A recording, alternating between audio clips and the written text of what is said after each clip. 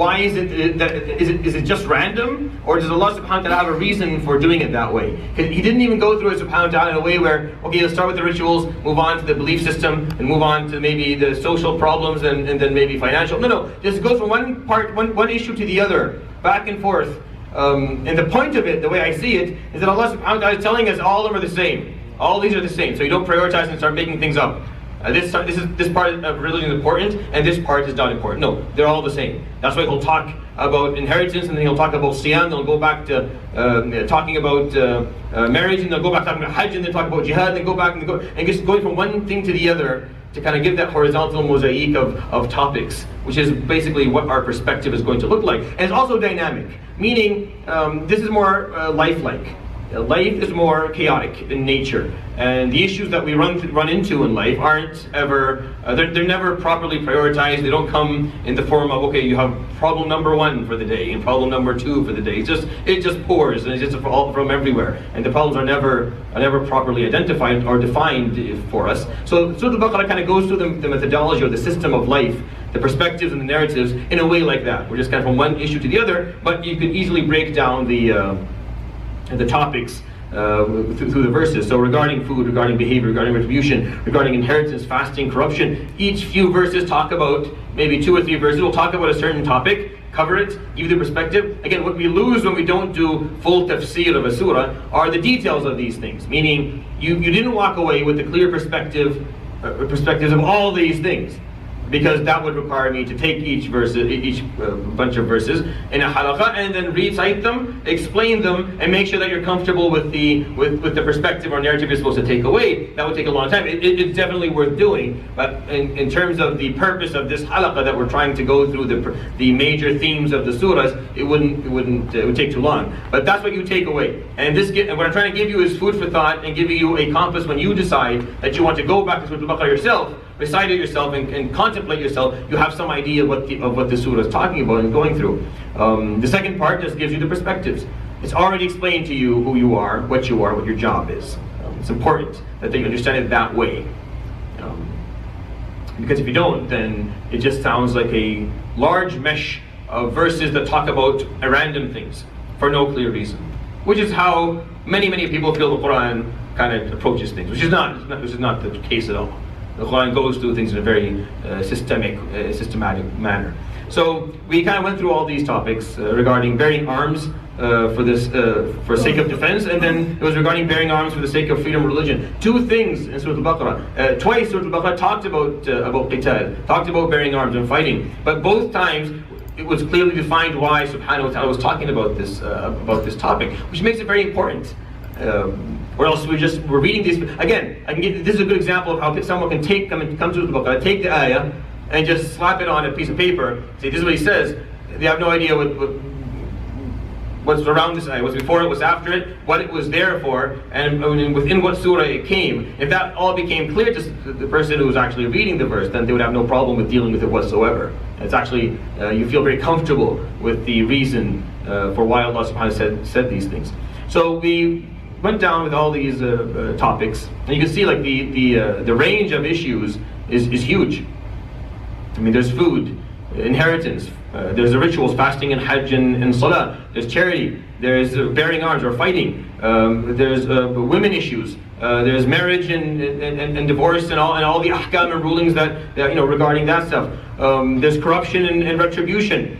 All these things are being covered in Surat Al-Baqarah, but again, it's not prioritized. It's not starting with number 1, 2, 3, 4. It's not giving you a pattern you can go by. It's just random things being talked about. And I don't think it's random. I think the point of it is to give you that feeling that they're all the same. I mean, they're all equal in His eyes, subhanahu wa ta'ala. You have to accept it all. You can't afford to accept one and refuse the other. It would be insane for us you can't accept Hajj and then refuse the ayat about hypocrisy or bearing arms, because they're right there, right beside each other. How do you accept this and then you throw this out? That's not how. You have to accept the perspective. And narratives and perspectives don't work any other way. That's what a narrative is. A narrative is a full way, or a full way of viewing something. It's how you view the world or how you view life. So actually not taking it fully kind of destroys it. Just by definition, by the concept of what a narrative and a perspective is. You have to take the whole perspective. Doesn't work unless it comes as a package. You can't pick and choose, or else what you're doing is you're putting together your own narrative. That's what you're doing. You're making your own perspective. I want to take this thing from this person, and I'll take this piece of information from someone else, and then you're making your own little, which is fine if that's what you want to do. But Allah subhanahu wa ta'ala is trying to explain to us, this is your perspective. These are your perspectives. This is your narrative. So you have to take it all. So it doesn't matter what he prioritizes with and what he doesn't. He can tell it to you all in a record. It doesn't matter. You can take the whole thing, right? Right? You're going to take the whole thing. If you don't take the whole thing, then it doesn't serve its purpose. And I think that's one of the reasons why Surat Al-Baqara presents it like that. So we arrived at, we talked about the examples of those who succeeded and upheld their commands. Meaning within the surah, from verse, basically So from over here, from أَلَمْ تَرَ إِلَى الَّذِينَ خَرَجُوا مِنْ دِيَارِهِمْ وَهُمْ أُلُوفٌ 243, going down to 252 at the end of this the second page, it talks about the examples of certain people who Allah subhanahu wa ta'ala put to the test, and they succeeded. And it talks about Dawood. And last time I told you the story of Dawood and why Dawood specifically was spoken of within Surat Al-Baqarah. Very important to understand why Dawood alayhi salam specifically, he was quoted in the surah. Because Adam, we've heard about Adam, Adam's name came up, and then Ibrahim alayhi salam came up as well, as another very important figure in all the stories. But then, out of all the other prophets that we have, Allah subhanahu wa ta'ala talked about Dawood specifically, and He gave him his own story. He spoke of him, in the Quran on his own. He kind of quoted him for us, and there's a good reason for why that happened. I'm going to tell you a few things so you kind of understand why Dawood's important. There's a known hadith that Adam alayhi salam looked. Allah subhanahu wa ta'ala showed him all his children. At one point, He showed him all his children. Everyone who's going to come from you. You're the first human being. Here's all your sons and daughters till Yawm al-Qiyamah. And Allah subhanahu wa ta'ala put a light on the face of each one of them. So Adam alayhi salam is going through quickly all his children, knowing they're kind of seeing who they are, and he was stopped by one person. Imagine out of the billions of people, the range of choice or the number of people he can choose from is insane. But he chooses one person. He sees one name and he decides, or he sees one face and he's like, who's that? There was something about him. It just kind of caught Adam alayhi salam's eyes. Who is that? So Allah subhanahu wa ta'ala said, that's your son Dawood. It was Dawood alayhi salam specifically. So he asked him how long will he live? He said 60. He'll give him another 40 years of mine, in the long story. And they always wondered, well, why Dawood? Out of all the prophets, why didn't he look at Muhammad sallallahu alaihi wasallam or Ibrahim alayhi salam? Or why Dawood? I believe that, and the reason is when you look at the Quran, the first time the Sahaba ever heard the concept of Khalifa, you're hearing it as we're going through the Quran from the beginning, you're hearing it in Surah Al-Baqarah. But the first time this was ever revealed was in Surah Al-Sad. يا داود إنا جعلناك خليفة في الأرض فاحكم بين الناس بالحق ولا تتبع الهوى. The first time they heard the word Khalifa was when it was regarding Dawood alayhi salam. And Dawood alayhi salam was unique. He was very unique. He was, let's cover what he did alayhi salam in his life. So he was a king. He became a king, and he was a war commander. He was an army leader. So from a military perspective, he was also a leader as well. He was also a prophet and a messenger. He was an artist. He had one of the most beautiful voices we know. One of the nicest voices. Ali Sallallahu walked by Abu Musa al-Ash'ari one night reciting the Quran. Abu Musa was reciting it, he was just enjoying himself, lying in a barn reading the Quran. So the Prophet ﷺ stood there for a few moments, listened to him. In the morning he saw him, he said, Ya Abu Musa, I listened to you yesterday. وَلَقَدْ أُوتِيتَ مِزْمَارًا مِنْ مَزَامِيرِ آلِ دَاوُد. You've been given one of the vocal pipes of Dawood alayhi salam, just one out of his. He had a beautiful voice alayhi salam. So Abu Musa got upset and said, if I knew you were listening to it, I would have done much better. I was just practicing. I would have. If I knew you were listening, I would have ended up with 2 or 3. But anyways, the idea that alayhi salam tells, not only is he an artist, he is also someone who has. Who worshipped Allah subhanahu wa ta'ala better than spiritually, he was a leader. How do we know that? Ali sallallahu when he tells us the best siyam, the best act of fasting is siyam of whom? Siyam Dawood. And the best salah, meaning sleeping salah at night when you do qiyam al-layl, is the salah of Dawood.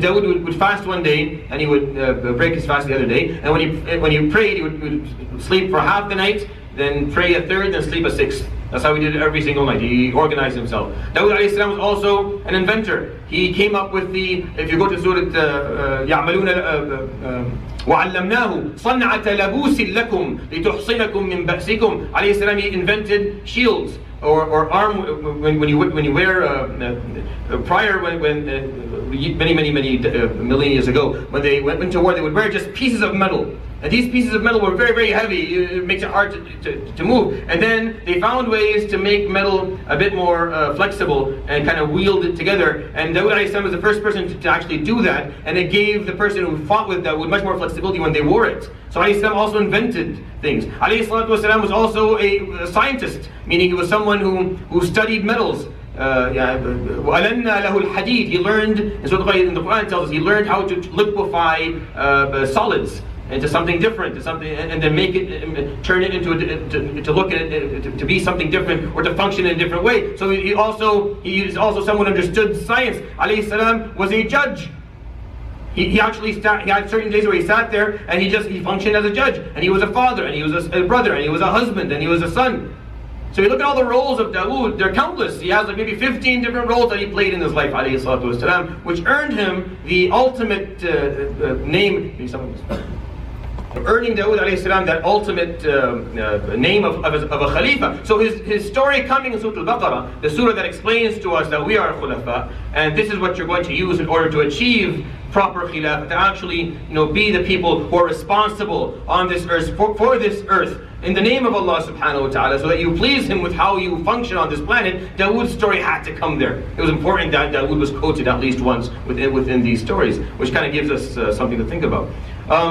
The group of ayat after that we kind of talked about, but didn't go into much detail, is from 253 to 260. So تلك الرسل, from تلك الرسل فضلنا بعضهم على بعض منهم من كلم الله ورفع بعضهم درجات. If you go from 253 to 260, which is basically up till here, so it's around 2 pages and a bit. These verses, all of these verses, they talk about Allah subhanahu wa ta'ala. They actually summarize for us our i'tiqad, meaning the belief system that we have in Islam regarding who God is, subhanahu. Not just Allah subhanahu wa ta'ala, but all the other things that you have to believe in, or that you believe in, that you may not have physical or scientific evidence to back up. When you talk about malaika, when you talk about rusul, people who died before you in their books, these are things that we believe in based on pieces of evidence that are not, to say the least, they're not scientific in their nature. I mean, there's difference between evidence and proof. Obviously, proof is something scientific. It's an equation at the end. But evidence is something a bit different. It doesn't work in the same way. So we have evidence of all this. We don't have proof for it. But this belief system is a part of your deen. When I say you believe in Allah subhanahu wa ta'ala, you'll never have proof of God. You'll never have proof of God because God doesn't fall under the scientific range of existence. You see, anything you can prove exists has to exist within time and space. And unless God is within time and space, you're not going to be able to prove He exists. And if you do prove it's God, then you just disprove the existence of God. Or you disprove that the thing that we're talking about is God. Because the moment you say, I have proof that this being is God, what you actually said is that you have proof that that being was thought to be God. It is no longer God because He's in time and space and He is governed by them, so He's no longer God. You can't be governed by anything. If you're Allah subhanahu wa ta'ala, you can't be governed by anything. You govern all. So science will never prove the existence of God. Don't wait for it. Don't look for it. Don't waste your time with it. You're shopping for a passport at Food Basic. You're not going to get it. It's in the wrong division. They don't sell it there. Science has a very, very wide range of abilities. It's just certain things it's not interested in. Science isn't interested in what the wisdom is behind something or who did it. It doesn't care. Science does not study that. Science studies how and why. That is literal, not figurative. So you say, well, why is no? Science doesn't care about that. Science will tell you why this turned into this. Well, because of the mechanism of 1, 2, and 3 is still the how. Science tells you how. It doesn't tell you why or who or what or none of that. It doesn't care about that. So Allah subhanahu wa ta'ala is beyond it, so you're not going to be able to ever have proof for it. You'll have evidence though. So you do have a belief system as a Muslim, and you have a lot of evidence to use. It's just you're never going to have the scientific proof that you're looking for if you're an academic mind, just kind of as a sideline. So Allah subhanahu wa ta'ala starts talking about prophets. تلك الرسل فضلنا بعضهم على بعض. These are the prophets. Some of them in our eyes are better than others. منهم من كلم الله. Some of them talked to Allah personally. ورفع بعضهم درجات. And then he escalated and elevated the status of others over others. وآتينا عيسى بن مريم البينات وأيدناه بروح القدس. And we gave Isa specifically, we gave him certain clarifications and we strengthened him with the word of Jibreel alayhi salam. ولو شاء الله. Here's his belief system. This is where you understand that these verses are talking about our belief system. ولو شاء الله ما قتتل الذين من بعدهم من بعد ما جاءتهم البينات ولكن اختلفوا. So what the ayah is saying is that if Allah subhanahu wa ta'ala willed it, then none of the prophets and their followers would ever have any disagreements. ولو شاء الله ما قتتل الذين من بعدهم من بعد ما جاءتهم البينات ولكن اختلفوا. But they did. Disagreement happened and division happened.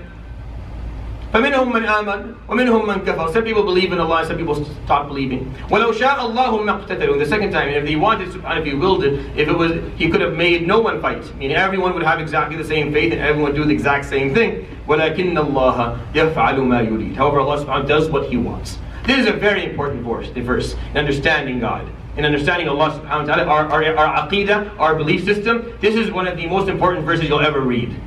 He is saying to you very clearly, yes, people are disagreeing, and they're fighting, and they're different types and different groups. If He wanted, He said it twice, if He wanted subhanahu wa ta'ala, none of that would have happened. If He wanted. But it did. And now some people believe and some people don't. After they were given clarifications, they misused it. They took the knowledge, they used it for personal gain, and it caused all these problems, and now there's different groups on earth. If He wanted, no one would have divided, no one would have disagreed, and everyone would be the same. لكن الله يفعل ما يريد. But Allah subhanahu wa ta'ala will do what He wills. Basically, He's telling us, you see, there's the complexity behind why the human race functions the way it does is something that you don't get to ask Allah subhanahu wa ta'ala, why did you do that, why did you do something else. Maybe Yawm al-Qiyamah you'll get more clarification of all this to understand, but this is what happened. He could have done whatever He wanted subhanahu wa ta'ala, but this is what you have. Meaning, deal with the reality that you have. Don't waste your time wondering how things could have been different and why they aren't different, because that's not something that will help you, and it's really outside the range of our business. Basically, it's kind of something that we're not. There's no place for us to ask. Ya Rab, why was it just one prophet and one book, and everyone does it, and there's evil? Why not? Isn't that easier? Some people make this stuff up. Yeah, it would have been. I could have done this better. They actually have the rudeness to say, I could have run the universe better than God Himself. People think like that, and they say things like that. This ayah is saying very clearly, وَلَوْ شَاءَ اللَّهُ مَا اخْتَلَفَ وَلَوْ شَاءَ اللَّهُ مَا اقْتَتَلُوا. If He wanted, none of this would have happened. But He wanted it. He willed it. It happened.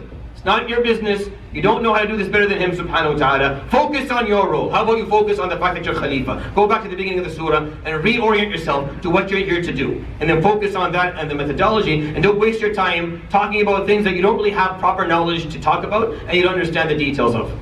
So within this same group of verses, from 253 to 260, you'll find Ayat al-Kursi, which is the most magnificent and most powerful verse that we have in the Quran, which also talks about Allah subhanahu wa ta'ala. Probably there's no other verse in the Quran that talks about Allah subhanahu wa ta'ala better. I mean, there's no better description of the Lord Himself than Ayat al-Kursi. Allahu la ilaha illa huwa al-hayyu al-qayyum la ta'khudhuhu sinatun wa la nawm. It talks about the fact that He is all living, al-hayy, the first description of Him after He says la ilaha illahu, there is no one else besides Him, kind of explaining tawheed immediately. He tells you He's the all-living. He's al-hayy. He's always been alive. He's alive now. He'll always be alive. Life comes from Him. He's the source of all life, and He never loses this life. Al-hayy, al-qayyum. Al-qayyum is the one who's always watching over.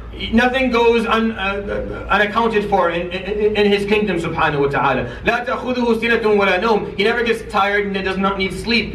These are all attributes of Allah subhanahu wa ta'ala being explained to us within Ayat al-Kursi, which makes the ayah such a powerful and important part of our deen. You're supposed to read it after every prayer, reminding yourself who your Lord is, why do you worship Him, and what makes Him different than the rest of us. So these verses all talk about that. There are a bunch of stories here within these verses that explain to us Allah subhanahu wa ta'ala as well. There are three stories. There's the story of Ibrahim and the king. When he came to the king, and he's trying to argue with him, or trying to debate with him, telling him, Rabbi alladhi yuhyi wa yumit, is my Lord who grants life and grants death. قال أنا أحيي وأميت. He said, I also grant life and death. He brought two people, one he killed, the other one he sent outside to live. So Ibrahim alayhi salam acknowledged how idiotic that was, and how little this person seemed to understand. Even you're like, yeah, that's not what he meant. You must know better than that. That's not what I'm talking about. Philosophically, the origin of life itself, and the inevitability of death, that everything will die. The fact that that's the system that this universe functions by, that life starts and then it ends. That's what he means, alayhi salam. But this man is showing him a stupid example here. I'll kill this guy and let this guy walk free. And that's, I also grant life and death. So Ibrahim alayhi salam, let's forget about that. Let's talk about it. فَإِنَّ اللَّهَ يَأْتِي بِالشَّمْسِ مِنَ الْمَشْرِقِ. You see the system, the sun always rises from the east. So if you're God, go ahead, flip the system. It's your system, so change it. Bring it from the west, which is what he told him. فَأْتِ بِهَا مِنَ الْمَغْرِبِ. Let it come from the west.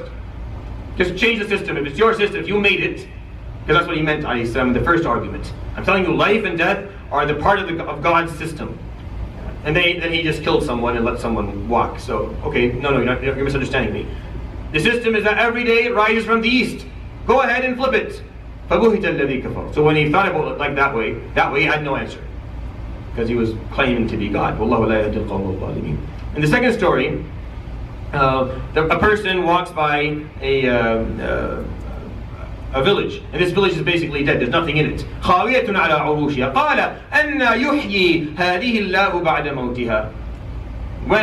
It's impossible. How is it that Allah subhanahu wa ta'ala can ever grant this village life again? Everything is dead. It's just a ghost town basically. And we don't know the person who actually did it. We think it's Uzair alayhi salam. We're not sure. It doesn't matter. The Quran doesn't say who it is, so it doesn't matter who it is. Because if it was important, he would have told us alayhi salam, subhanahu wa ta'ala who it was, and we would know. But the story is that this man goes and he asks, well, it's impossible. How is Allah subhanahu wa ta'ala going to grant this ghost town life? It's not going to happen. So فَأَمَاتَهُ اللَّهُ مِئَةَ عَامٍ ثُمَّ بَعَثَهُ. So he went to sleep, or he died for 100 years, and Allah subhanahu wa ta'ala resurrected him. And he asked him, قَالَ كَمْ لَبِثْتَ. How long have you been gone out for? قَالَ لَبِثْتُ يَوْمًا أَوْ بَعْضَ يَوْمٍ. He said a day or half a day, something like that. I don't know. I was really tired. I must have slept for maybe 24 hours. So Allah subhanahu wa ta'ala, بل لبثت 100 عام. You've been away for 100 years. فانظر إلى طعامك وشرابك لم يتسنه وانظر إلى حمارك ولنجعلك آية للناس وانظر إلى العظام كيف ننشزها ثم نكسوها لحما فلما تبين له قال أعلم أن الله على كل شيء قدير. So he showed him his food and showed him his donkey, and Allah subhanahu wa ta'ala showed him how life was brought back, how something dead was brought back to life again. So when he saw that, this man says, أَعْلَمُ أَنَّ اللَّهَ عَلَى كُلِّ شَيْءٍ قَدِيرٌ. Now I have full certainty that Allah subhanahu wa ta'ala is capable of all. The third story within the same group, the last story or the last verse in this group of verses that talk about Allah subhanahu wa ta'ala, is Ibrahim. Ibrahim asked the question. We all know this question. رَبِّ أَرِنِي كَيْفَ تُحْيِي الْمَوْتَى. It's not coincidental that all three questions talked about life and death, correct? All three. The first story, Ibrahim was telling the king, Allah subhanahu wa ta'ala grants life and death, and they didn't understand it. And then the second story, this guy walks by a ghost town and says, how will Allah ever offer this place life again? It's dead, it's been dead for a long time. This will never be resurrected. So Allah subhanahu wa ta'ala put him to sleep, or he died for 100 years and he resurrected him again. See, if I can do it to you, then I can do it for others. Then the third question is Ibrahim alayhi salam asking, Arini, show me, kayfa tuhyil mawta. How do you resurrect the dead? How do you bring something dead back to life? How? He's asking how. Ibrahim alayhi salam is asking how. Just to make sure that didn't go unnoticed, because this ayah is so misquoted, it's not even funny. Ibrahim, was he not sure? Did he lose his faith? No, he asked how. Allah subhanahu wa ta'ala immediately asked him, قَالَ أَوَلَمْ تُؤْمِنْ. Oh Ibrahim, have you no faith? قَالَ بَلَى, of course I do. وَلَكِنْ لِيَطْمَئِنَّ قَلْبِي. My heart isn't clear on this. How do you do it? I don't understand how you can do it. I understand you do it, but I just can't wrap my head around how it is possible that you can do it. So Allah subhanahu wa ta'ala told him what to do. Take some birds, put them on different parts, and they'll come to you. And we know the story. And it did. So when he saw فَلَمَّا تَبَيَّنَ لَهُ قَالَ ثُمَّ ادْعُوهُنَّ يَأْتِينَكَ سَعْيًا وَاعْلَمْ أَنَّ اللَّهَ عَزِيزٌ حَكِيمٌ. Then Allah subhanahu wa ta'ala is Aziz Hakim. And we know the name of Allah, Aziz, the unfathomable, is a name that whenever it comes in the Quran, it's telling you that certain parts, certain aspects of God, you're not going to ever comprehend. You can't figure Him out. If you could figure Him out, He wouldn't be God. Anything you can figure out is something that you have a shot at beating. Anything that you can fully break down to its elements is something that you can beat. You may not, but you have a shot at it. And then if there was a shot, if you had even the smallest possibility of beating God, he would no longer be God. So he is Al-Aziz. He is the unfathomable. Certain things about him, about his existence, about his abilities, we will never comprehend or understand properly. And you should have no problem with that. Because if it was any other way, then your belief system would be flawed. It wouldn't be Allah anymore. If you could understand him, you could break him down to what he's made of and what he can do. He's no longer God. So when you look at the three stories, they all talk about death, life and death. The concept of granting life or resurrecting the dead, right? Why? Well, when you're learning about Allah subhanahu wa ta'ala, you're learning about your Lord subhanahu wa ta'ala, this is the number one question that will come to your mind. This is the biggest problem that we have as human beings. Everything else we can make sense of. You can probably accept every other part of faith easily, except that last one. That when you die, you come back again. That once you die, you're going to come back again. The Arab of Quraysh, this was their only problem. They believed in God. وَلَئِنْ سَأَلْتَهُمْ مَنْ خَلَقَ السَّمَاوَاتِ وَالْأَرْضِ لَيَقُولُنَّ اللَّهِ وَلَئِنْ سَأَلْتَهُمْ مَنْ خَلَقَهُمْ لَيَقُولُنَّ اللَّهِ. If you ask them who created the sky, who created the heavens and the cosmos and the earth and yourselves, they'll say Allah. Well, that's your problem. It's impossible. We're not going to be resurrected. Once you're dead, you're in the ground. It's over. You dissolve into the soil, and then you come up as grass, and some other living thing eats you. And then that's the circle of life. It keeps on going on and on and on, never ends. You're not going to come back again. So you only have this small time on the planet to do what you want to do, basically. But there's no such thing as resurrection, coming back and being held accountable. They don't accept that part. And if you look, worldwide, this is still the narrative. This hasn't really changed. It really has not changed. It's still the same. People still don't fully believe that you'll ever come back again to be held accountable or to go anywhere. This is the number one question. It is the key. If you can make sense of it, then the rest of understanding Islam and being a Khalif and knowing Allah subhanahu wa ta'ala becomes easy. And if you're stuck with that question, or for some reason you haven't dealt with it, or you haven't took the time and spent the time learning this and comprehending all the details, then you will always have a problem. There will always be an issue with your iman. There's no doubt in that at all. So it's important. These verses are very important. In the surah that's giving you the perspectives, giving you the narrative about Allah subhanahu wa ta'ala himself, these stories came. Giving you examples of others, dynamically, not just telling you, okay, this is how you're supposed to look at things. Here's an example of what others think. And here's how you're supposed to think in contrast. Here's what other people have said. Believers and non-believers. Here's what the king said. Here's what the guy who walked by the village said. Here's what Ibrahim alayhi salam said. And it's okay. It's okay for you to have these questions. It's okay for you to have for you to wonder, for you not to be clear on things. That's fine. That's how you achieve iman. We sometimes forget it. That the only way for you to achieve proper certainty and iman is by having these questions. It's by questioning things. It's by wondering and searching for answers. If you haven't done that yet, then your iman has not matured yet. It's not a mature iman. It's still an immature iman. I don't know what else to call it. It's not the right level yet. I fear for people who don't have mature iman. I do, because all it takes is a few shakes, a few blows from life itself to throw you off course, and then you come back with these weird questions. I get these questions almost daily, to the point where I stop answering. It's every day you get this weird question. Someone who's been praying, I know they've been praying for 20 years, and then this question that makes, what are you asking me? Someone asks a question like, well, how, if and this is one of the questions I got. Well, if Allah subhanahu wa ta'ala, He says He created dhakar and untha, well, they found some creature that doesn't have the other sex in it, or it's bi-gendered.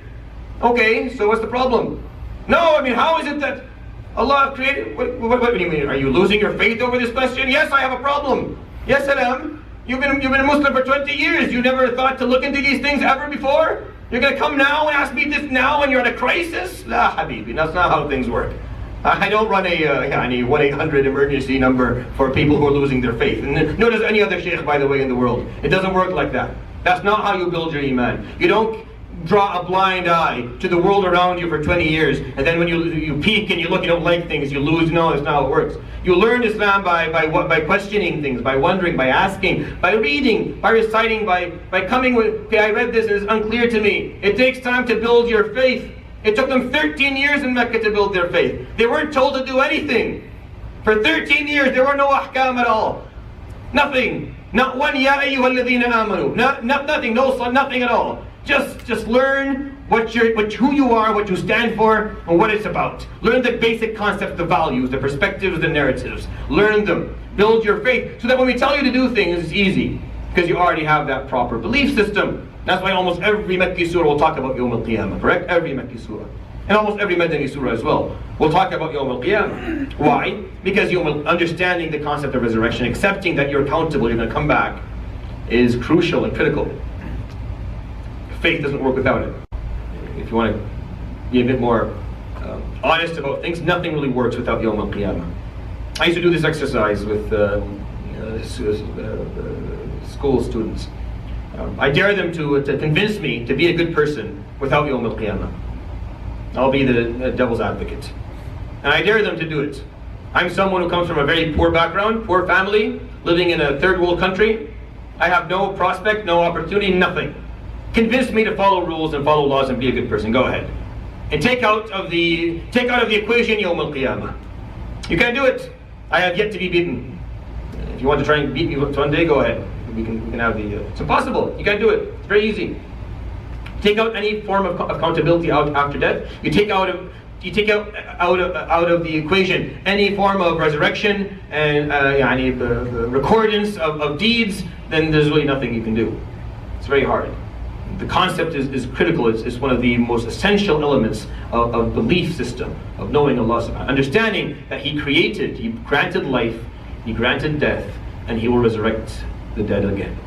That has to be as solid is in your heart and in your mind. And if it isn't, then that's okay. You have to work on it. Ibrahim alayhi salam wasn't ashamed to ask the question. How do you do it? My heart is uneasy. How do you do it? I don't understand how you can do it. And that's causing me problems. So Allah subhanahu wa ta'ala showed it to him. We don't need to be seen it. It should be shown it. We don't need to see it. At this point we have so much knowledge, actually, so much information. We understand science, we understand creation and life so well that it's not impossible for us to imagine that happening. It's not that hard. We've done stuff like that. We can play around with stem cells now. And we can manipulate genetics, and we can play around. So we know that, there's actually an algorithm that runs all of this. It's actually quite complex. It's actually really well done. Every single cell you have in your body has the full history of life on Earth. The full history of every living thing on Earth exists in each and every cell of your body within the DNA.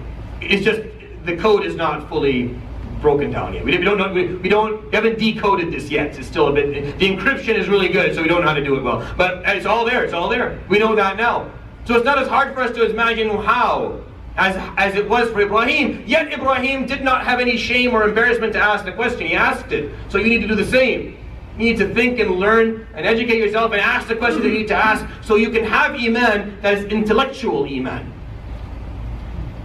Not ignorant Iman. Iman that is based on simple, doesn't really work. It really doesn't. Especially not in the 21st century. Especially not if you're living in North America. Specifically if you're going to university. Here, you cannot function like that. You have to understand things properly. And the Quran, to your surprise and mine, is extremely deep. It talks about these things with extreme depth. It actually comes and it tackles these topics in a very, very interesting way. We just have not dipped into it yet. We haven't really read it. Looking at these, I just gave you 3 examples from these 2.5 pages. These 2.5 pages in Surat Al-Baqara talk about aqeedah, talk about Allah subhanahu wa ta'ala. Within them, we have talking about prophets, the history of human beings and their belief systems, and all the problems that happened, and an immediate answer, how you're supposed to deal with it, because that's a big problem. A very, very detailed description of who God subhanahu of Allah, who He is, and then talking about the biggest problem of all, which is resurrection. Death, life and death, and coming back again. This will always and forever be the problem that we deal with. Think about it yourself. Are you 100% sure that you're coming back again? If you are, alhamdulillah, that's a big ni'mah. If you are not, then that's something that you should definitely be working on. Take the time to understand that, because every other part of Islam becomes easy once you fully believe in it. All the ahkam, whatever it is you're struggling with. A brother who struggles with haram, a sister who finds difficulty with hijab, a father who finds difficulty, putting up with his family, with his children and his wife, a wife who finds it difficult to deal with her husband and kids, whatever the problem is, taking haram, giving, whatever the issue that you struggle with in your life, whatever your challenge is in terms of halal and haram, becomes easy if you have certainty of resurrection. If you know you're going to come back and have to deal with this later, if you know that I'm going to do this now, then I have to pay for it later, you're not going to do it. Why? Why would I do this now and then come and pay for this later? But if that is not clear to you, if there's even the smallest amount of doubt, then you're like, well, I don't know. Might as well enjoy it now, because I'm not sure. I'm sure of this, I'm not sure of that. Why would I leave what I'm sure of to what I am unsure of, right? It's only logic, it's human logic, really. But if you are sure, if you are certain of Yawm al-Qiyamah, it makes zero sense. It becomes very easy. No, of course I'll live like this. Of course I will perform and I will behave in this way, because I'm going to have to answer for this anyways. Yawm al-Qiyamah, might as well be ready. So it really comes down to this very simple issue of resurrection, which is what Allah subhanahu wa ta'ala talked about here in these verses. The point after that regarding freedom of religion, if you look at ayah number 256 specifically, لا إكراها في الدين. There's no coercion in faith. قد تبين الرشد من الغي. Clarification of what is right and wrong has been made. What you want to do with this is your choice from now on. There's no coercion. This is an ayah in our book. In the first surah, talk about a proper perspective. It's not only shocking to me, it is something I can't understand. How is it that Muslims, who within the surah that teaches them their perspectives, have an ayah that tells them there is no coercion in faith? Still, some Muslims believe that they should coerce others into their faith, or any other human being into faith. If Allah subhanahu wa ta'ala is telling you there is no coercion, this is the wording of it. There is no La ikraha fid-din. This is a noun-based sentence in Arabic. Noun-based sentence in Arabic are statements. They are laws. A verb-based sentence in Arabic are dynamic. Things happen, they're happening now, they may not happen later, they may have not happened before, we're not sure how steady this is. But a noun-based sentence is something that is it's a law. This is a rule, there's no playing with this. La ikraha fid-din. There's no coercion in religion. Meaning no one can be forced to believe anything they don't want to believe. And then, 1400 years later, we're still saying other things and behaving in a different way. And I don't understand it. I really don't. Except the only way you can maybe justify it is that we have drifted so far away from the basics of the book that we have that we don't know it anymore. We don't know what it's talking about anymore. Which is probably the only explanation. It's a very simple verse. And it's right there at the beginning within that surah that broke down everything for you. Gave you the perspective of everything. La ikraha fid-din. There's no coercion in religion. Do with that what you will. The point after that regarding use of wealth. So from ayah 261 basically to ayah 274, من قوله تعالى الذين مثل الذين ينفقون أموالهم في سبيل الله كمثل حبة أنبتت 7 سنابل في كل سنبلة 100 حبة والله يضاعف لمن يشاء والله واسع عليم. Going to ayah number 274, which is I think this one. I can't see the number of verses anymore. Well, neither can you. Yeah. So basically going to ayah, to the end of this page. So I have a page, 2 pages and a half, basically. Talking about wealth. Talking about money, how to manage your money. How to use it, what to eat from, what to buy with it, where to get it.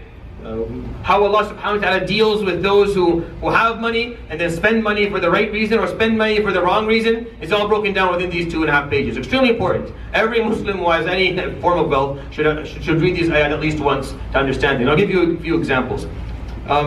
This is a very important one here. قَوْلٌ مَعْرُوفٌ وَمَغْفِرَةٌ. A nice word, a word of kindness.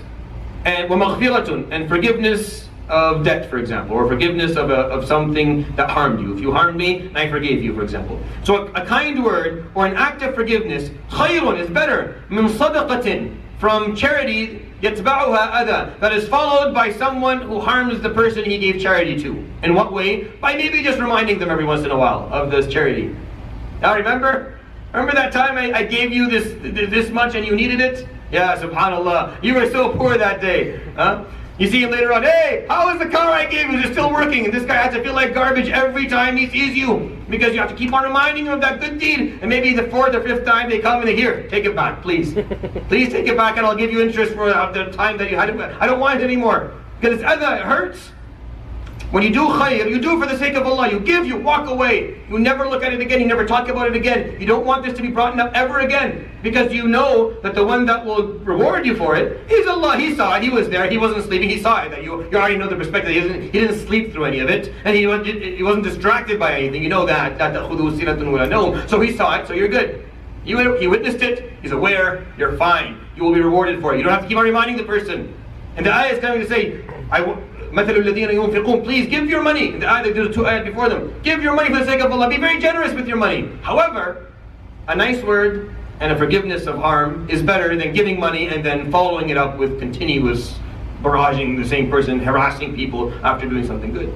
Wallahu ghaniyyun halim. Allah subhanahu wa ta'ala does not need your charity.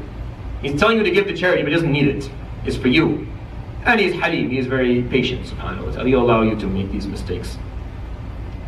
The ayah after gives the clear command. يَا أَيُّهَا الَّذِينَ آمَنُوا لَا تُبْطِلُوا صَدَقَاتِكُمْ بِالْمَنِّ وَالْأَذَى. Don't ruin your charities by reminding people of what the good deeds you did, asking for recognition, asking for gratitude from others. Don't do it. كَالَّذِي يُنْفِقُ مَالَهُ رِئَاءَ النَّاسِ. That is like someone who's giving his money for the sake of others' attention. He's not doing it for the sake of Allah subhanahu wa ta'ala. فمثله كمثل صفوان عليه تراب فأصابه وابل فتركه صلدا. This is the example of a rock with some dust on it or some sand on it. It's like you're the rock and the sand is the money that you gave for the sake of Allah or the hasanat, and then just with some wind it comes and it takes it all away and it's gone and nothing's there anymore. Meaning your good deeds become just some sand on a rock. And then with just a little bit of wind, it all goes flying and it's not there anymore. And it means nothing, it counts for nothing, and you can't go and get it anymore, you can't find it. Once wind takes sand, what can you get? Can you go find the small piece? You can't, it's gone. It's gone forever, you'll never be able to retrieve it again. And going on to the verses, Allah subhanahu wa ta'ala continues to talk about it, continues to encourage us to be humble with our money. وَأَصَابَهُ الْكِبَرُ وَلَهُ ذُرِّيَّةٌ ضُعَفَاء. Talking about someone who's given money, but then that money that he was given caused him to become arrogant. And he started to look down on others and mistreat them because of their money. And then Allah subhanahu wa ta'ala took it all away. So he's talking about wealth and money, what to use it for, how to use it, what you should not become when you're given this wealth. These ayat are very, very much worthy of reciting and learning.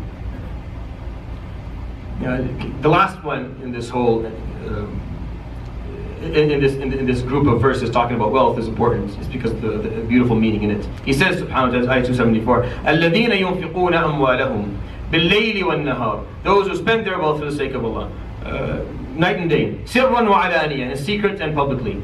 فَلَهُمْ أَجْرُهُمْ عِنْدَ رَبِّهِمْ. They will find their reward on the day of judgment with their Lord. وَلَا خَوْفٌ عَلَيْهِمْ. And they will not find fear. وَلَا هُمْ يَحْزَنُونَ. They will not find sorrow. Probably at the end of it, you can see like the verse is talking about all these aspects, and then at the end reminding you, just be as generous as you possibly can. Be as generous as you possibly can. Okay. Again, what you lose when we do a thematic approach is that we don't go through each verse individually and break it down and talk about the lessons. But as long as you understand why the verse is, why he's talking about wealth. Wealth and money is an aspect of life that is extremely important. You need a perspective, you need a narrative. And that's why it's there in Surat Al-Baqara. That's why in the 2nd chapter. It's building that narrative for you. Read the verses and build your narrative and build your perspective through reading what Allah subhanahu wa ta'ala has to say regarding wealth and money. And you will see that it will change the way you think. If you read these verses like that, it'll change the way you think. Because he talks about certain things, subhanahu wa ta'ala, and he's interested in certain aspects of your wealth and of your possessions that sometimes we don't think about. The topic after that regarding riba. Since he's on the topic of money, subhanahu wa ta'ala, he talks about riba. الَّذِينَ يَأْكُلُونَ الرِّبَا لَا يَقُومُونَ إِلَّا كَمَا يَقُومُ الَّذِي يَتَخَبَّطُهُ الشَّيْطَانُ مِنَ الْمَسِّ ذَلِكَ بِأَنَّهُمْ قَالُوا إِنَّمَا الْبَيْعُ مِثْلُ الرِّبَا وَأَحَلَّ اللَّهُ الْبَيْعَ وَحَرَّمَ الرِّبَا. So he talks about from ayah number 275 at the beginning of the page to 281, basically just before the end of the to the end of this page, just this page here, he talks about riba. He looks at it from a number of different angles, subhanahu wa ta'ala. The most important thing you need to understand about riba is that riba today is different than riba when the Quran was revealed. Meaning what we call riba today, we are very generous with the term. We're very generous with calling things riba. We really are. We call an array of issues riba when we don't really have the proper understanding. What's important when you read these verses is understand what he's calling riba, subhanahu wa ta'ala. Know very clearly what is haram so that you never do it. It is 100% haram in all situations, no matter where or when you are, to take riba from someone. You're not allowed to give someone a loan of money and then ask them for any increase of that loan ever. There are no circumstances anywhere that will make that possible. That is one of the most haram things you can ever do. You have money in your pocket, someone is asking for a loan, you give them the money, they give you back the money. They give you back the same amount. Now you may come and say, well, but let me give you something to think about, just so I can show you how things are different today. Well, if someone takes from you $5,000 today, and the agreement is that they'll give this back to you 10 years from now. 10 years from now, what will $5,000 be worth in comparison to what you just gave them right now? If you understand inflation and how currencies work, it'll be worth nothing. It'll be like giving you back $500. So what do? Do they give you back the same amount of money, 5,000, or do they give you back the same amount of money that can buy something that doesn't change in its value? That's why a long time ago it was based on gold. I'm going to give you gold, a certain amount of gold, because gold holds on to its value. It fluctuates, but the fluctuation is very, very limited, and throughout history, gold has always held its value. So I'll give you this amount of gold, give me that amount of gold next time. That's how riba was. It was always based on gold. Or based on other things that their value was consistent based on where you lived. That's why riba was also haram when it came to tamr. Because it's a backdoor. It's a way to kind of play around with things. Okay, let's not. Allah said it's haram to do with money. I mean, I can't give you $200 and you give me back 300. Let's do it with tamr. You give me 2 bags of tamr and I'll give you 1 in return. Right? That's not riba, that's bay'ah. I sold 2 bags of tamr for 1 bag of tamr. What really happened is that I ended up with an extra bag. And that was, so, and then the person goes and sells it and he takes the money, and that becomes riba again. Meaning because it's the same thing. You can do it with other merchandise. Yeah, you 2 bags of cucumber and give me a bag of potatoes. Because we don't know the difference of value of 2 different things. But when they're the exact same thing, that's what riba becomes. This is more of a fiqh study. It will take too long for me to explain. But just to break it down simply, loans that time will cause for the amount to increase, that is riba and that is haram. Just to make it very simple. You cannot charge money for time when it comes to loans, regarding money itself.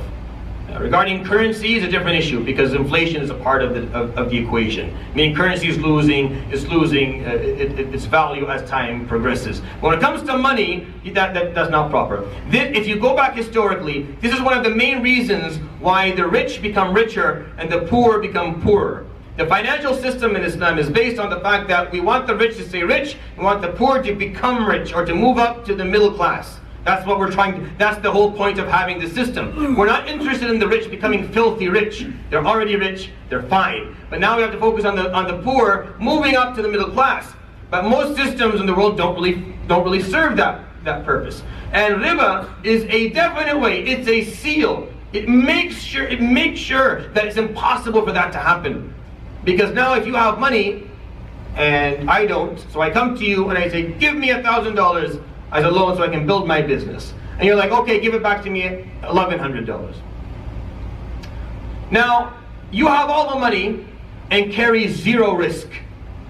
There's no risk. You don't have to invest anything. You don't have to come in and listen to my idea and see if I'm smart or not, if I have a good business idea, and then invest the money, and maybe you lose it, and maybe you win it. No, you're carrying zero risk, and you have all the money. And I have no money, and I carry all the risk. What are the odds of that working out? What are the odds? What are the logical odds of that working out in my favor? Very, very little. What's going to happen is you're going to become more rich, and I'm going to become more debt. and it's get worse for me, and then I'll go to other things. I'll go to drugs, and I'll go to crime, and then society starts to fall to pieces. Or what used to happen back in the day is that I can't even afford to feed myself, so I come to you and I sell myself to you, and now I'm a slave, I'm a servant, and the reason that I'm alive is that you're feeding me. And that's how slavery actually began, at least in most parts of the world, outside of war. Let's not talk about war, take war out. Outside of war, what caused slavery in most of the globe was debt. It's debt. It's because that's how riba works. It makes sure that the person who has the wealth carries no risk. Carries no risk. Dain, Islamic Dain, at least says that you're not getting richer. You're going to get back the same amount. So you're actually carrying some risk. Because they gave the 5,000, you're not going to get anything for it. You're just going to get the same amount.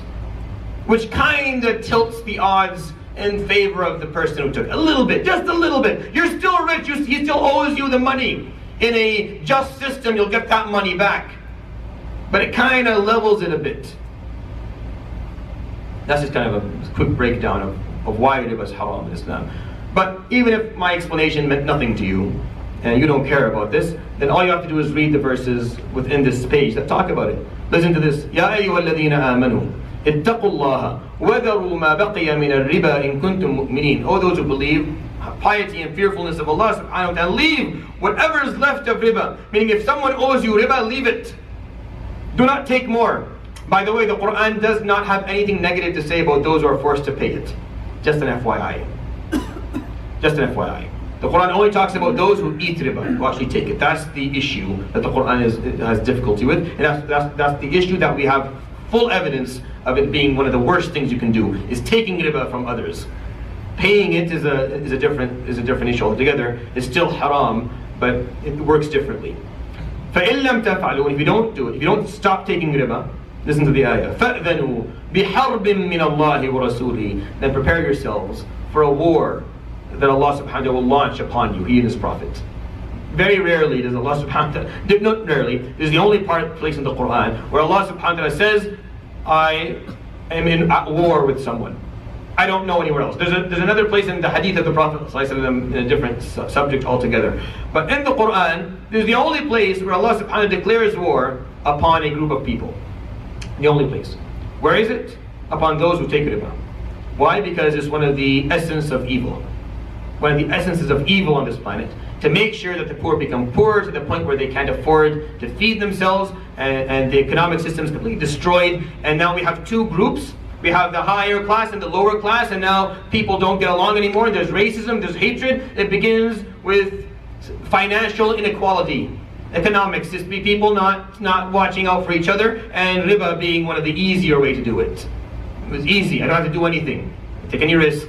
I just make money off my money. My money makes money, keeps on making money, and you are playing against the odds every day of your life because you just didn't run into money as a child or didn't inherit anything. Which of course, we all agree does not sound very, very proper. But the last part of Surat Al-Baqara, regarding loans. So this is basically ayah 282, the long ayah called Ayatul Dain. It's a full page. It's the only ayah in the Quran that's a full page. It's the longest ayah in the Quran by far. It beats the closest contender by a half a page. That's how long it is. And it talks about the concept of lending money. Why? Because after he told you how to deal with your wealth, he talked about riba subhanahu wa ta'ala, that's haram. Well, what we do have in Islam that's not haram is lending money. And here's how you do it. Here's how you make sure the person who's lending the money doesn't lose it. And you need people to be there to actually sign, you need people to be witnesses and all that stuff. And the ayah after it, when kuntum ala safarin walam tajidu, all the rulings regarding lending money. And that's the end of chapter 2 basically. The second chapter of Surat Al-Baqara ends basically with this verse. What's left of Surat Al-Baqarah is the finale, is the conclusion. These ayat here are very important. Actually, once we're done, we'll go through some of the hadith that talk about these ayat. The Prophet ﷺ, not only did he recite them himself a lot, he commanded us to continuously and repeatedly recite these verses. Almost everyone here has memorized them or has heard them being recited by their fathers at home. لله ما في السماوات وما في الأرض وإن تبدوا ما في أنفسكم أو تخفوه يحاسبكم به الله فيغفر لمن يشاء ويعذب من يشاء والله على كل شيء قدير آمن الرسول بما أنزل. So when you go through these verses, you know what are they talking about. They conclude Surat Al-Baqara, and a surah of this level of might, of this level of magnificence. A surah that, the longest surah in the Quran, the surah that by far is the most important. If you take it out, the Quran falls, it doesn't work anymore. The whole narrative dies. I can't teach you anything through the Quran if you take out Surat Al-Baqarah. Because how do you do anything if you don't know what your job is and you don't know what you're going to use to actually achieve the job? If I take away your job, your mission and your perspectives, what's left? Nothing's left. That's why we don't function well as an ummah. That's why we don't really do anything as Muslims, because we don't even know what we're here to do. We don't know exactly what we're going to use to do it. We don't know what the mission is. We don't have the narratives and the perspectives. So we're lost. And until this comes back again, we're going to continue to be lost. So it's important. So the Baqarah is extremely important. It puts together, summarizes everything. At the end of it, you're stuck with some of the most beautiful verses in the Quran. What do they carry? I broke it down to 3 simple points. Number 1, Allah subhanahu wa ta'ala knows all. That's very important. Reminding yourself and reminding myself of that all the time is very important. He knows more. If you don't believe He knows all for whatever silly reason, well, He knows more than you. So if He asks you to do something and not to do something else, if He tells you this is how you're supposed to view this, not like that, you should probably listen. You should probably start viewing it the way He asks you to view it, subhanahu wa ta'ala, and maybe change your views. Because He knows more. He knows all, subhanahu wa ta'ala. But if for some reason, then at least you can say He knows more than you. And why is it that we still hold on to old narratives and bad perspectives and cultural influenced ideas when Allah subhanahu wa ta'ala is teaching us certain things very clearly, telling us this is how you're supposed to deal with it. Here's what you're supposed to do. Why are you holding on to something else? He knows all, subhanahu wa ta'ala. Do you think He hasn't thought about whatever angle you're thinking about? This always kind of stops me. When I find people saying, yeah, He says that, subhanahu wa ta'ala, but maybe back then, well, you think that you have an angle that Allah subhanahu wa ta'ala somehow missed? He missed that angle that you see? Of course not. Of course that's not the case. But we can't help it. We're biased. We still, as Muslims, we still want to control things. We still want the deen to function the way we want it to function. We want to see the deen the way we want to see it. Even if that means lying, even if that means manipulating text and changing around what Allah subhanahu wa ta'ala is saying and not being honest about it. It works both ways. Those who are extremely strict and those who are extremely loose, neither of them are doing the right thing. They both trying to play around with what Allah subhanahu wa ta'ala. He knows all. Just trust. Read what's very clear in what He's saying, just do it. And you'll be fine. He knows all, you're going to be fine. It's going to work out. Trust, He is the most knowledgeable, subhanahu wa ta'ala. What is power on the planet today? Is it anything but knowledge? Has it been anything on the planet but knowledge? It's always data, it's always knowledge. That's what power is, nothing else is. We know that by now. If He knows all, then what are you so worried about? He knows all, He's telling you this is how you're supposed to do it. You should be fine. You have no problem with dealing with what He says. That's why when تُبْدُوا مَا فِي أَنفُسِكُمْ أَوْ تُخْفُوهُ, you show what's inside you or you hide it, يُحَاسِبْكُمْ بِإِلَّهِ, He'll hold you accountable for it because He knows it. And then He'll forgive whom He wants to forgive, and He'll hold accountable whom He wants to, subhanahu wa ta'ala. He's capable of all. But He owns it all and He knows it all. So just stop playing around with it. But the second point, we follow His commands like all the prophets before us did. This is very important. As Muslims, understanding that we're a part of a bigger picture, a longer narrative, something that started a long time ago. We're not new to the world. We are following the footsteps of Adam and Nuh and Ibrahim alayhi salam, and Dawood and Sulaiman and Musa and Isa and Muhammad sallallahu alayhim ajma'een. We're following their footsteps. Nothing new here. Nothing new here. Maybe there's new things elsewhere, but not here. Here is all the same stuff. Nothing has changed. Since Adam, nothing has changed. Same mission. You told Adam you're Khalifa, He's telling you you're a Khalifa. He gave Adam a way of life, a system, a methodology, perspectives and narratives. Here's yours. Same thing. Very small changes. Just something to suit your era, that's all. Whatever changes happen, just to suit when you're living and where you're living and how things are working. That's all it is. آمن الرسول بما أنزل إليه من ربه والمؤمنون كل آمن بالله وملائكته وكتبه ورسله لا نفرق بين أحد من رسله. Every prophet believed in what Allah subhanahu wa ta'ala sent to him, and all the believers did the same. Everyone has believed in Allah and His angels and His books and His prophets. And we have no difference in our minds between the prophets. We don't walk around saying this prophet's better than this prophet was good. They're all the same. They all were given the same command, and they all followed it to the best of their ability, and Allah subhanahu wa ta'ala is happy with all of them, satisfied with all of them. And they were all taught the same thing, no difference. Musa didn't bring something different than what Isa brought, and neither did Muhammad sallallahu alayhi wa sallam. وَقَالُوا سَمِعْنَا وَأَطَعْنَا. And they all said, we heard, we listened, وَأَطَعْنَا, and we will obey. غُفْرَانَكَ رَبَّنَا. We ask you for your forgiveness for our shortcomings when we listen and obey. We're going to try to obey, but we're not going to do it very well, so forgive us. وَإِلَيْكَ الْمَصِيرُ. And we know that everything will return to you. لَا يُكَلِّفُ اللَّهُ نَفْسًا إِلَّا وُسْعَهَا. Allah subhanahu wa ta'ala is not, the third point, we do our best, and we have not been burdened with more than what we can carry. لَا يُكَلِّفُ اللَّهُ نَفْسًا إِلَّا وُسْعَهَا. He didn't burden you with more than you can carry. That is not a suggestion. That is not a thought. That is a fact. Meaning you read Surat Al-Baqara, you're like, wow, there are a lot of perspectives and narratives here. A lot of issues have been tackled and talked about. There's a lot of things. All these issues that we okay and not okay. It seems a lot. He's telling you He has not burdened you with more than you can carry. Meaning you can carry all this. You're fine. This is sometimes some people use this verse to say, well, He didn't burden me with more than I can carry, so I'll just do whatever I can from all this stuff. No. What He's saying is, you see all this stuff? You can carry it. That's what He's saying. It's not, oh, carry from all this stuff what you can, because I don't burden you with more. No. He's saying, see all this? You're good. You're more than capable of taking all of this, carrying it till the end. That's what He's saying. See all these commands? It's not going to be a problem for you. You can say, no, I can't carry this one. No. You could have carried it. You chose not to. Why? Because لَا يُكَلِّفُ اللَّهُ نَفْسًا إِلَّا وُسْعَهَا. He does not overburden the human soul with more than it can carry. لَهَا مَا كَسَبَتْ وَعَلَيْهَا مَا اكْتَسَبَتْ. It will be given Yawm al-Qiyamah what it deserves from khayr, from good deeds, and it will be held accountable for the bad deeds it did. And then you're stuck with this beautiful dua. It's amazing dua. Dua that summarizes the way you're supposed to take the deen. You almost feel like, I need to know. Because Surat Al-Baqara was really long. And there's a lot of lessons in it. A lot of examples of people who failed and who didn't fail in all these perspectives and narratives and halal and haram. It was a long surah. A lot for us to digest. If you just accepted Islam today, and I told you you're a Khalifa, and here are the examples of the Khulafa before you, the good and the bad. Here are all the perspectives and narratives and halal and haram. You almost feel overwhelmed at the end of it. It's a lot of stuff. Well, make this dua at the end, it'll become easy for you. What does the dua say? رَبَّنَا لَا تُؤَاخِذْنَا إِن نَسِينَا أَوْ أَخْطَأْنَا. Ya Rabb, please don't hold us accountable for what we forget and what we make mistakes regarding. We're going to make mistakes as we do this. We're going to make mistakes. We're going to forget things. We're going to fall short. It's fine. Ya Rabb, just ask Him, don't hold me accountable for that. When I make mistakes and when I forget, don't hold me accountable. رَبَّنَا وَلَا تَحْمِلْ عَلَيْنَا إِصْرًا كَمَا حَمَلْتَهُ عَلَى الَّذِينَ مِنْ قَبْلِنَا. And don't overburden us, Ya Rabb, with punishments and mistakes as you did for the people before us. As Bani Israel made all these mistakes and they had to, Ya Rabb, don't do the same to us.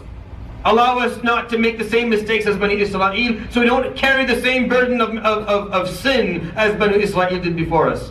رَبَّنَا وَلَا تُحَمِّلْنَا مَا لَا طَاقَةَ لَنَا بِهِ. Ya Rabb, and don't overburden me with that which I cannot carry in my life. وَاعْفُ عَنَّا, and then pardon us. وَاغْفِرْ لَنَا, and then forgive us. وَارْحَمْنَا, and grant us your mercy. أَنْتَ مَوْلَانَا, you're the one who takes care of all of us. وَانْصُرْنَا عَلَى الْقَوْمِ الْكَافِرِينَ. Grant us victory over those who refuse all this, so that we can do it properly. This is the dua that you make. It's hard. It's difficult. There's a lot of it. A lot of things to do. Ya Rabb, don't hold me accountable for the mistakes I make. Don't overburden me, and don't give me more than I can. Don't allow me to bite more than I can chew. And then pardon and forgive and grant me mercy and grant me victory. Grant me success.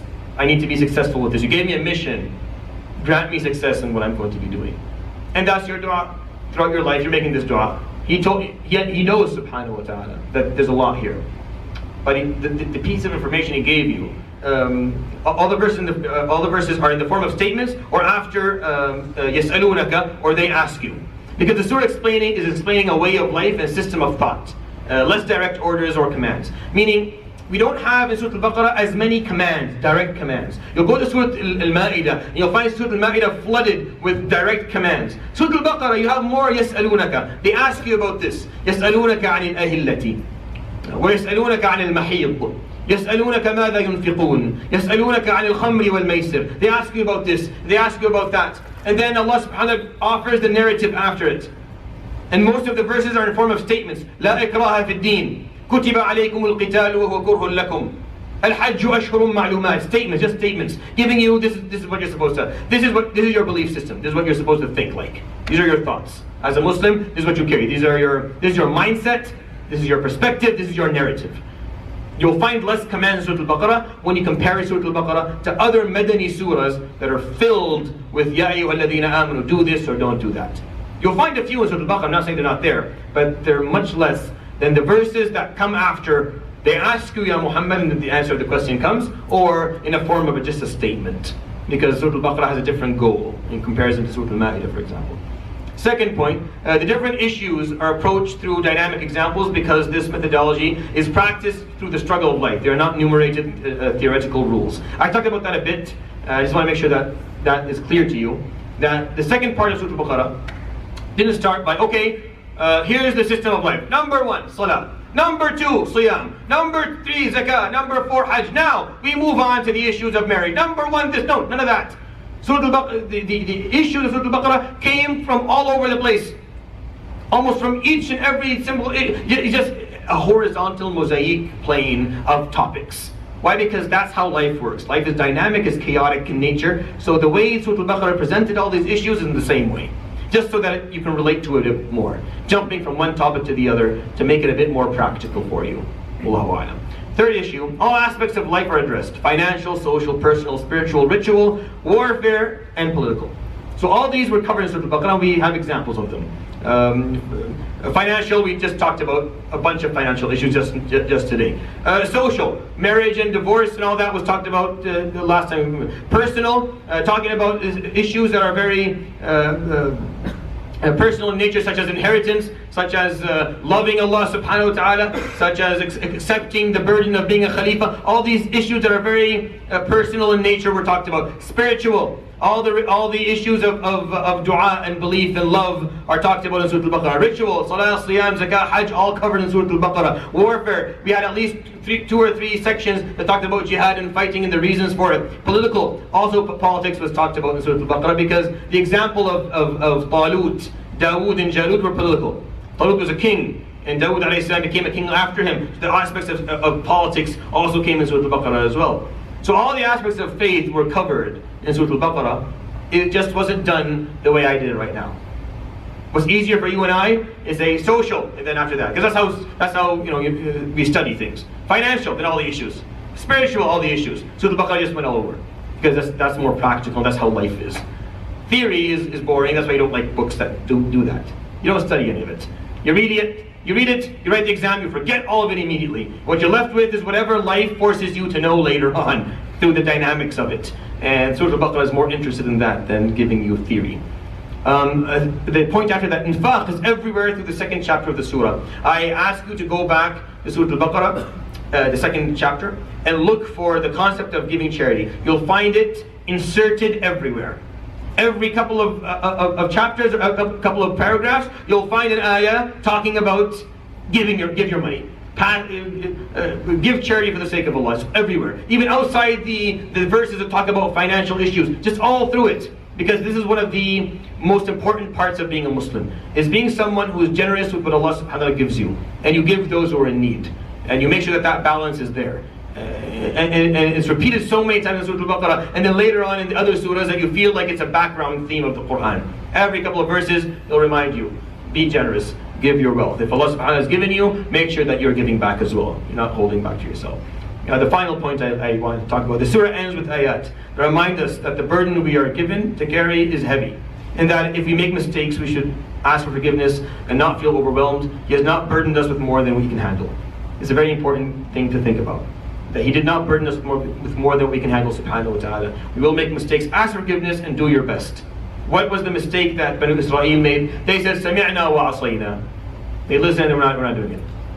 Or they start bargaining. How about we do this much? How about we do a bit less? Can you make me some changes? Can you change things around for us? يا الذين آمنوا لا تقولوا راعنا. يا الذين آمنوا لا تقولوا راعنا وقولوا انظرنا واسمعوا. Don't say, Ya Rab, can it be easier? Can it be different? Just say, Ya Rab, give us time to understand, and we will do exactly what you told us. Give us time to figure out how we're going to do this, but we'll do exactly what you told us to do, Ya Rab. And don't bargain with God. So at the end, Surat Al-Baqara, this is the theme and purpose. So, O women, you are a Khalifa. That is your job and purpose. Here are examples for you. That's the first chapter, right? Here are examples. Here's Adam, here's Ibrahim alayhi salam and Yaqub. Here are Bani Israel, who made a lot of mistakes and did a few things right. But here's the way of life and methodology that you will use to fulfill your purpose. The second chapter, this is what you're going to use. These are all your perspectives and your narratives that you're going to use. It is a part of life's ongoing struggle. So embrace the challenge, and if you feel it's overwhelming, Allah will stand by you and forgive your shortcomings. Basically, if you feel that this is a lot, that's why the dua at the end of it is saying, don't worry. Ask for forgiveness, He will forgive your shortcomings. Just try to do the best you can do. That's basically the theme of Surat Al-Baqarah. It's very simple, it's an easy surah. It's a long one. It's the longest in the Quran by far. It's almost 2.5 juz. We just went through the theme of 2.5 juz of the Quran, which is it's only 30 of them. This is 2.5. Just telling you what you're here to do and how you're going to do it. So you're almost like, well, that's enough. Isn't that enough? You could probably end the Quran right there and kind of go to our business. But the Quran will offer more because there's more to offer. And there's more clarifications that we can get. Imagine how interesting the book will become as you move along. The details that you'll be given, the help that you'll be granted to do this properly. A bunch of hadith I wanted to share with you if you have, I don't know, if you have a few minutes or are we done? I'll give you a minute.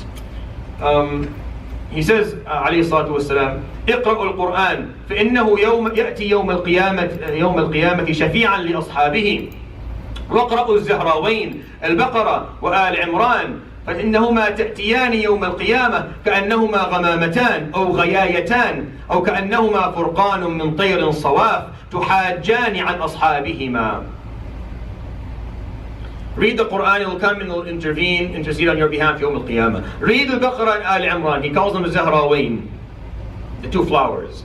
Read them, they'll come Yawm al-Qiyamah as two clouds.